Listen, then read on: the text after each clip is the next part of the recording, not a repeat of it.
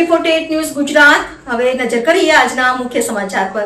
અરવલ્લી જિલ્લાના મેઘરજ તાલુકામાં મેઘરજ કાલિયાકુવા રોડ પર આજે એક ગંભીર માર્ગ અકસ્માત સર્જાયો હતો।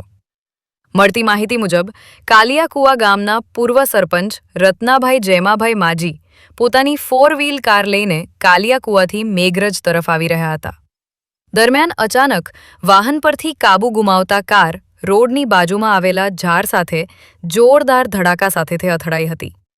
અકસ્માત એટલો ગંભીર હતો કે કારના આગળના ભાગને ભારે નુકસાન પહોંચ્યું હતું અને કાર ચાલક રત્નાભાઈ જેમાભાઈને ગંભીર ઈજાઓ પહોંચી હતી। અકસ્માતની જાણ થતાં સ્થાનિક લોકો અને રાહદારીઓ તાત્કાલિક ઘટના સ્થળે દોડી આવ્યા હતા અને ઈજાગ્રસ્તને બહાર કાઢી સારવાર માટે ખસેડવાની કામગીરી હાથ ધરી હતી। અકસ્માત અંગે વધુ તપાસ હાથ ધરવામાં આવી રહી છે અને અકસ્માતનું ચોક્કસ કારણ જાણવા માટે પોલીસ દ્વારા જરૂરી કાર્યવાહી કરવામાં આવી રહી છે। Mitesh Parmar, AB48 news Gujarat, Aravalli.